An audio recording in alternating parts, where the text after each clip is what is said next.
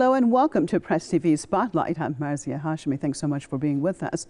More injustice against Yemen as the United Nations turned its back on even investigating possible war crimes.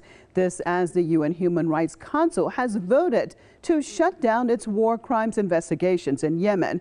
How can this be the case when at least 100,000 civilians have been killed in the Saudi-led onslaught on the Yemeni people? The United Nations Human Rights Council has voted against renewing the body's mandate for investigating possible war crimes committed by the Saudi-led coalition in Yemen. Members narrowly voted to reject a motion brought by countries including the Netherlands and Canada to give UN investigators another 2 years to monitor atrocities in Yemen. It marked the first time in the Council's 15-year history that a resolution was defeated. Ahead of the vote, UN Human Rights Chief Michelle Bachelet said there was no peace in sight in Yemen and that urgent funding was needed to avert large-scale famine there. Meanwhile, the Dutch ambassador called the vote a major setback, adding that the council failed the Yemeni people and cut their lifeline to the international community. Rights activists had previously warned that Riyadh was heavily lobbying against the resolution in a blatant attempt to ensure blanket impunity for crimes and other violations of international law in Yemen. They also accused the UNHRC of bowing to Saudi pressure and putting politics before principle. Experts believe the Council has lost its credibility by shutting down the investigation. UN Human Rights Council has lost any credibility it once had, and that was marginal anyway. But by shutting down an investigation into atrocities committed in Yemen, this is something that is clear to anybody that horrendous things are happening in Yemen. And the fact that some other countries have strong-armed those council members to vote against this is just politics, but it's corruption and it's tragic for the people of Yemen.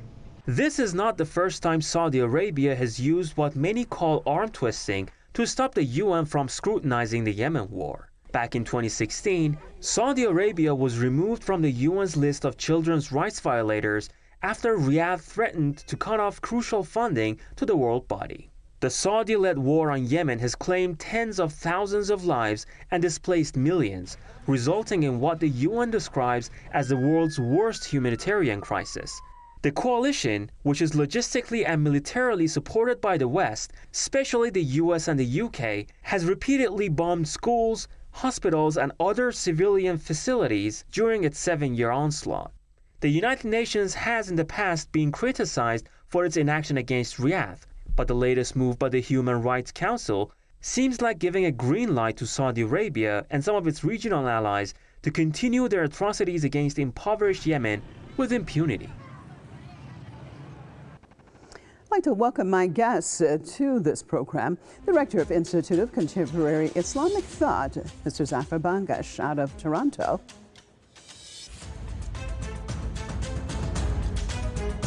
And political commentator and peace activist, Brian Terrell out of Maloy, Iowa. Thank you both for being with us. Well, let's start this off with Zafar out of Toronto. Isn't even saying that investigations will be stopped into possible war crimes ironic to begin with? I mean, when there have been so many civilians killed, shouldn't it be obvious that war crimes have been committed? Oh, absolutely. I think the manner in which the UN Human Rights Council has acted is absolutely scandalous, when it is well known and well established that at least 100,000 people have been killed in Yemen since March of 2015, when the Saudis launched their murderous assault on that poorest of countries in the Middle East. And more than 1 million children are suffering from cholera. The UN agencies themselves have said that the vast majority of the Yemeni people are on the verge of starvation.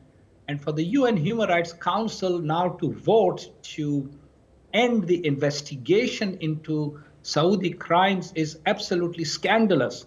I think we also need to keep in mind that the Saudi regime has an atrocious record even at home. There are tens of thousands of political prisoners in Saudi Arabia.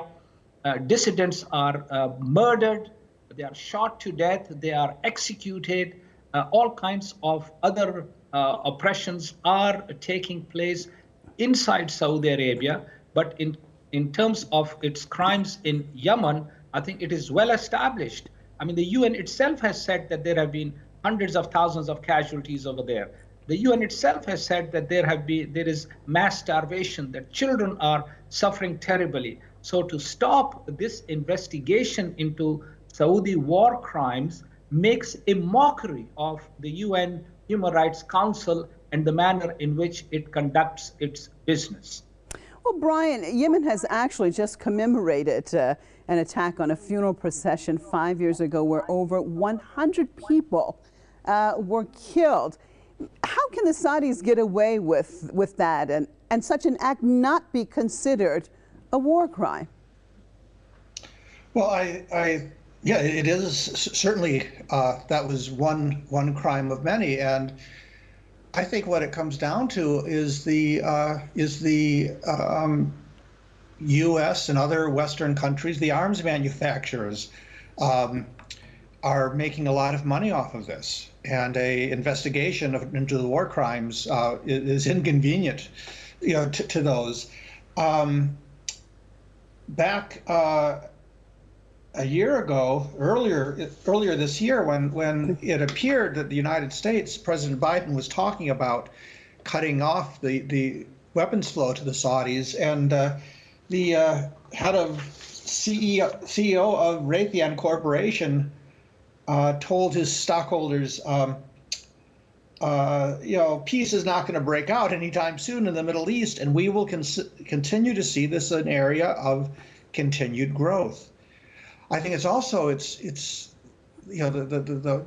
politics involved is it's a year ago, almost exactly a year ago, Saudi Arabia tried to get a seat on this very council, the Human Rights Council of the United Nations, and was defeated. But the bid to stop this investigation was led by the ambassador from Bahrain, and I've been to Bahrain, and to say that the Bahrain, the Hamad monarchy in Bahrain is a government for the people of Bahrain with their welfare and interests at heart is really absurd. It really is. It's a Saudi proxy, and this is how the Saudis have been able to do this. They really do have a seat on this council. Only it's named after the Kingdom of Bahrain. Well, Zafar, why haven't we seen more intervention to stop the carnage by the Saudi regime in Yemen from the so-called international community again?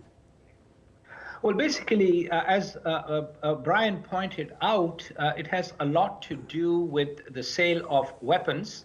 And Saudi Arabia is the largest importer of weapons in the Middle East by far. And in fact, even in terms of weapons imports worldwide, Saudi Arabia is right there at the top. And we need to keep in mind that in weapons sales, the return on profits is enormous. And so the weapons manufacturers want to encourage more wars so that their weapons are sold, so that they can their weapons are used, so that they can sell more weapons. And so wars for them is a profitable business. And that's why we see that around the world, countries like the United States, Britain, France, other weapons manufacturers are very happy to see these wars continue, even when the Saudis are perpetrating horrific crimes. And we also need to keep in mind that these Western countries are also guilty of war crimes, just as the Zionist regime in occupied Palestine is. And let's remember back in earlier this year, the International Criminal Court actually said that they have the right to investigate Israeli crimes against the Palestinians. And when they ICC chief prosecutor was changed in June because her term ended in June, and a new chief prosecutor came on board. This matter against the Zionist regime has gone silent. So we see that not only the Saudi crimes in Yemen, but the Western regimes themselves are guilty of horrendous crimes against humanity, and therefore they're not going to push for any investigation of Saudi crimes. The only time they push for any investigations is if there is a government or a ruler that does not toe the American line, then they go after such a government or particular ruler, and they try to haul that particular ruler before the International Criminal Court. So in this case, we see that there are definitely double standards being applied. I don't think that there is any doubt in the minds of anybody that Saudi Arabia is a gross violator of human rights. It has committed war crimes in Yemen, but unfortunately there are countries around the world, Western countries, that are quite happy supplying it weapons, and they want to shield the Saudi regime from any criticism or any investigation that would haul these criminals or bring these criminals to justice. Brian, what do you make of what Zafar just said? So if the case is so that these many of these Western governments are also involved in war crimes, whether in Yemen or other places, and continue to basically shield Saudi Arabia. So, I mean, isn't the whole concept then of a United Nations Human Rights Council, and even perhaps the United Nations itself, when these countries have so much power on a committee like that, or in the United Nations itself, like the Security Council, I mean, at the end of the day, what does it really do if these countries are also complicit? Yeah, well, this instance calls to mind just a couple of years ago, the International Criminal Court was investigating the United States for war crimes in Afghanistan, and the United States responded by putting sanctions against the investigators. So yeah, the Dutch ambassador has said, rightly, that the council has failed the people of Yemen, and in the most immediate sense, that's true. Where you have 18 million people facing starvation in the very near term, but in the broader sense, this has failed the people of the world, and it's as has been mentioned, this UN Human Rights Council has had very little credibility, but what credibility it has really, it is lost, and it's tragic for people who are looking for, the people of the world who are looking for ways that to solve problems through diplomacy, but of course diplomacy doesn't bring in a lot of cash for the arms manufacturers, who really are more than our governments, more than our kingdoms and legislators, and more than the United Nations, setting policy and setting the course of the world. Zafar, do you think that if Washington ordered Riyadh to stop the war today, that it could end today? Oh, absolutely. The United States exercises enormous influence for a number of reasons. As you mentioned in your earlier question, that it has a very, very large say in the UN Security Council. The UN Security Council basically is a body in which 5 permanent members dictate to the rest of the world. And so they can get away literally with crimes and murder, and nobody can touch them. If, for instance, the United States wanted to stop this horrendous war in Yemen and stop these war crimes from being committed in Yemen, it could do so, because the United States is supporting the Saudi regime.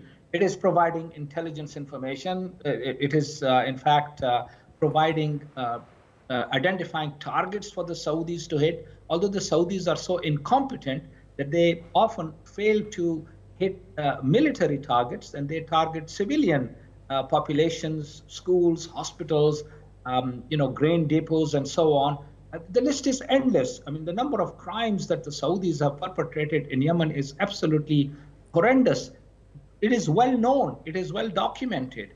The only people that are basically shying away from it is the UN Human Rights Council under pressure from the Western regimes, because the Western regimes themselves are complicit in these crimes. We need to remember that since 9/11, the United States and its allies have murdered an estimated 32 million people worldwide. You can take Afghanistan and Iraq and Yemen and Libya and Syria, Lebanon, Somalia, Mali at the present time.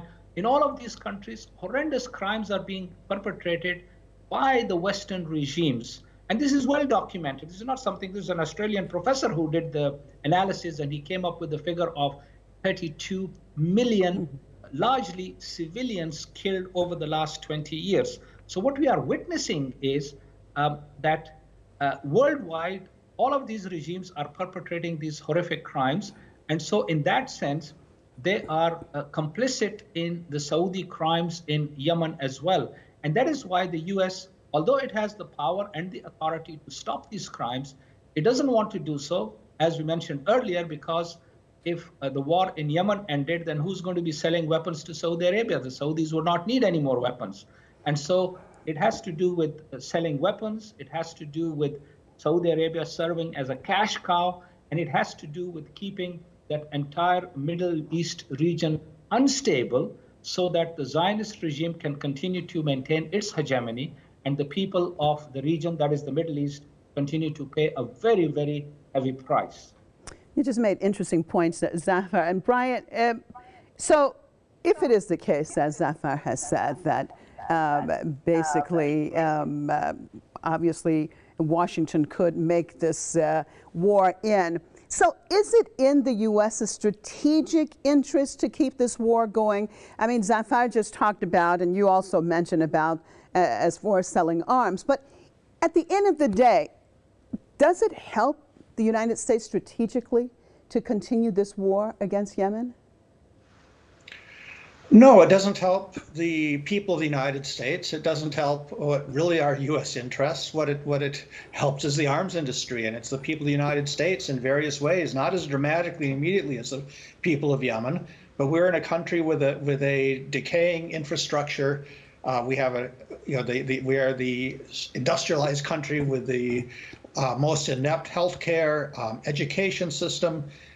Things are falling apart here because of the same thing. This is not helping the United States. It's helping the corporations that own the politicians. So no, it's not in anyone's interest. And I think the United States really ought to, at this point, with the challenge of climate change, ought to be thinking about other options rather than using our own shale oil that was considered too dirty to process only a few years ago, or trying to control the oil flow out of the Middle East.